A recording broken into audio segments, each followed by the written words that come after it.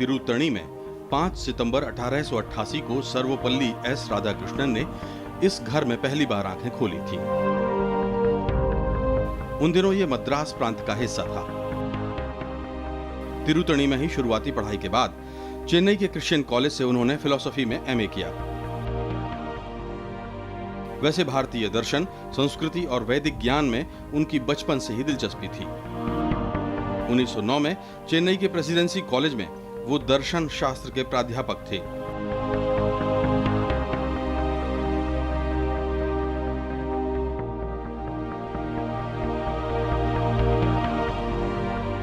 वहां से मैसूर यूनिवर्सिटी और कोलकाता यूनिवर्सिटी में उन्होंने बतौर प्रोफेसर कई साल बिताए। इस दौरान दुनिया भर में उनके ज्ञान का डंका बजा। In July 1918, Professor Radhakrishnan was appointed, my colleague, as Professor of Philosophy.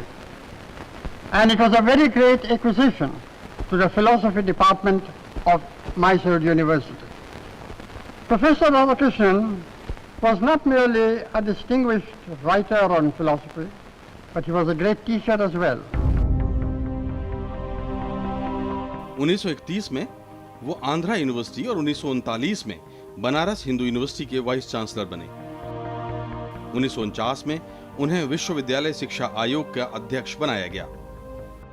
इस दौरान देश में शिक्षा के विकास को लेकर शानदार काम हुआ। उनकी किताबों ने दुनिया भर में धूम मचाई।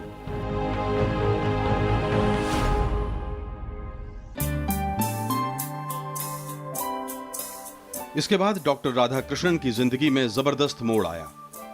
उन्हें सोवियत संघ में भारत का राजदूत बनाकर भेजा गया और जब लौटे तो सारे देश ने उन्हें पहले उपराष्ट्रपति के रूप में देखा। 10 साल वो इस पद पर रहे। इस दौरान संसद के दूसरे सदन के रूप में राज्यसभा ने जन्म लिया। 10 साल तक वो राज्यसभा के सभापति रहे। 1954 में उन्हें भारत रत्न से सम्मानित किया गया। 1962 में वो भारत के दूसरे राष्ट्रपति चुने गए। That I will faithfully execute the office of President of India and will, to the best of my ability, preserve, protect and defend the Constitution and the law.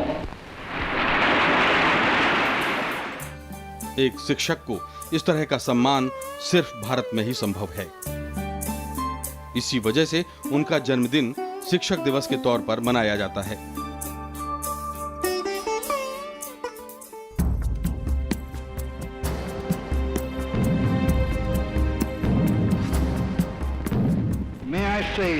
दो बार उपराष्ट्रपति और फिर राष्ट्रपति, सर्वपल्ली राधाकृष्णन का ये एक ऐसा रिकॉर्ड है जो शायद ही कभी टूटे।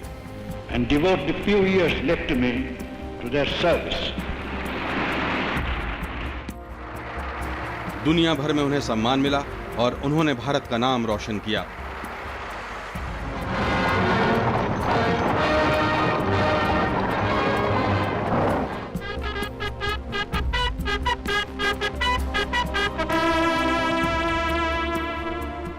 उन्नीस 1967 में जब वो राष्ट्रपति पद की जिम्मेदारी से मुक्त हुए तो आम आदमी की तरह रेल में बैठकर अपने गांव लौट गए।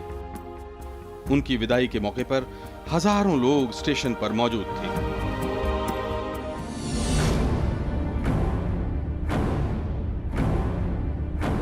अप्रैल 1975 को उन्होंने बीमारी की वजह से हमेशा के लिए विदा ली। My whole attempt in my pretty long life, in my writings, speeches and works, was to promote the unity of the world on the basis of mind and spirit.